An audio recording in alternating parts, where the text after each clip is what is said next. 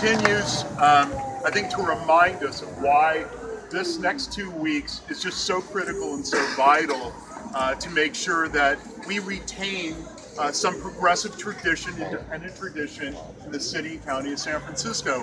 And there's not many of me left elected citywide. The Chronicle knows that, others know it. It's been, a constant, I think, reminder by the Chronicle and their hits and everything else that they want to do everything you can to dramatically change the city, and the city is dramatically changing. But I believe we have so much on the line right now that is worth fighting for. To not let this criminal justice system be turned backwards, to not allow the mayor subordinate the sheriff's department to the police department, which is what he wants to do, and to not diminish our ability to really innovate in a way that leads the state and leads the nation. And so the next 2 weeks is going to be intense. And I'm not surprised that when I got the Examiner endorsement, if you hadn't read the Examiner endorsements, I thought it was, I thought it was, anybody but wrong. Thank you. If you read the Examiner,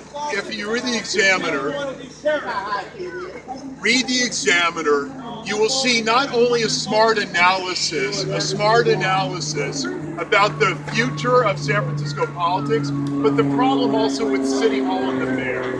And with City Hall and the mayor, the fact that they don't endorse a mayor and explain the void in City Hall and Room 200, that shapes exactly where the city is going. So that one of the reasons that we fight and we resist is against that consolidation of power. The sheriff's office, as Mike Hennessy reminds me, and what Richard Hungisto reminded him, was that it is a constitutionally elected office. It is one of the only elected criminal justice office holders, and you do not want that bright line of our independence to be subsumed or chipped away by the police department or by the chief executive of the city, the mayor. And so that's why we continue to do what we do.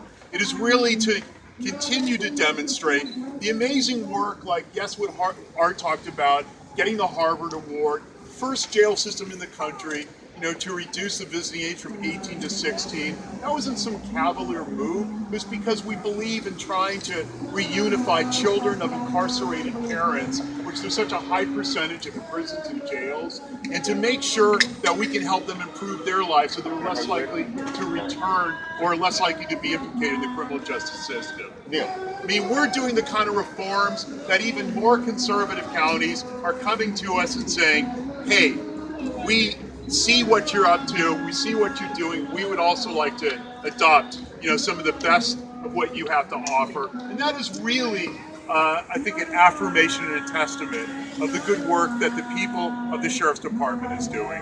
So I want to thank you all for being here, giving your time, giving your commitment, braving the noise, and there's just a lot on the line, folks. There's a hell of a lot on the line.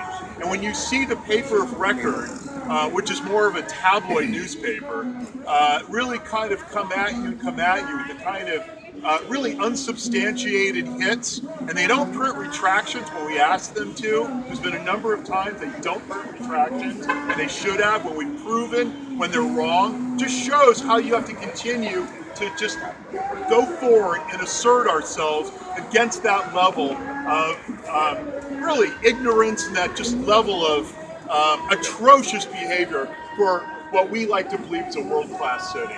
So let's get out there, let's hit the ground. My amazing wife here, Eliana, we've discovered some very innate, dormant campaign manager talents that she has. And while she's being shy right now, which is hard to believe, it's also evident that she's been working, and our family's been working very hard, like so many of you have been joining us. So we prepared packets in instructions of where we want people to go, to drop literature, to knock on doors, right? Some of them knocking on doors, getting window signs, and then joining us in other high pedestrian profile areas and handing out literature, okay? Darren, why don't you come up and say something? Eliana Lopez. Bravo! Thank you. This is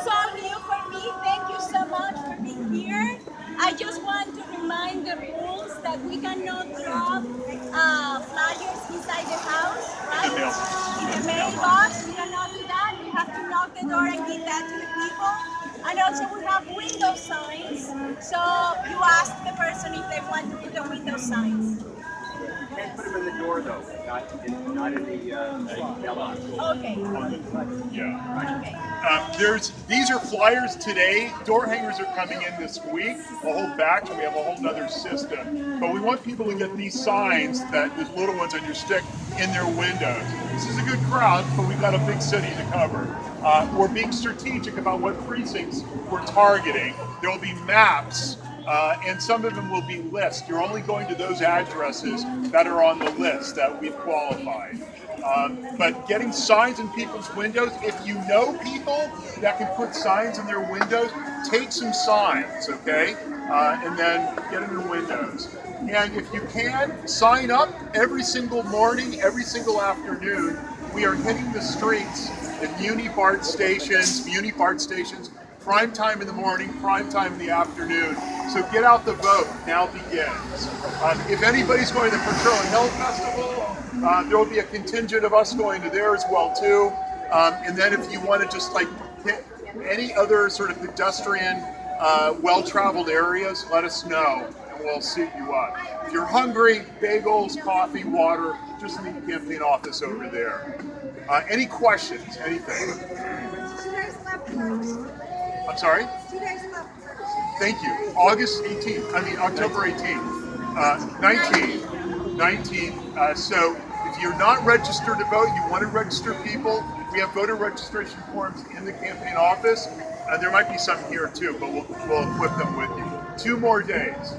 Chrissy Field, there's that Shark Fest and the Alcatraz swim. There may be a crowd of San Francisco there. Okay, so Chrissy Field is an event. Potrero Hill, any other community events going on? Any sizable ones? Myrtle Heights is today? Well, that's next week, yes. And tomorrow is Mission Street, yes. Oh, Sunday Streets, thank you. So we'll be meeting here at 10 a.m. here at doing Sunday Streets together. I think there's something, you put a fire park or something with Young Garcia, somebody that today also. I think that's today also. Okay, all right. Just so you know, on the gun thing, if you get a chance, KQED had me on a debate yesterday with my 2 opponents. It's a TV debate. See if you can get the link. And both my opponents, this is a first, came to my defense, who basically just said the Chronicle is just full of shit. The sheriff doesn't have to carry a weapon. I did not elect to carry a weapon. And just so you know that the National Rifle Association, for the last 3 months, if you go to their website, has had me as target number 1 in California, because I'm the only sheriff in the state of California that has not given out a CCW, a gun weapons permit. Out of all the other 58 counties, I've refused to do so because of my interpretation of a high bar. Internally, what that means is that there are people who are less of an advocate for gun control, more, of course, with my respect for the Second Amendment, but I have a high bar as a sheriff. That's the discretion I use. And just so you understand, that's exactly where some of these attacks are coming from.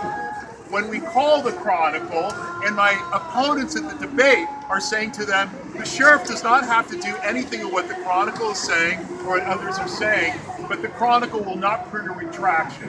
And that's what I'm talking about, of the dirty kind of politics that are being played right now. Just expect more. There's obviously a good reason why they're doing what they're doing, because they're afraid that will continue to persist. All right, everybody, let's go. Re-elect Ross! Thank you. Yeah!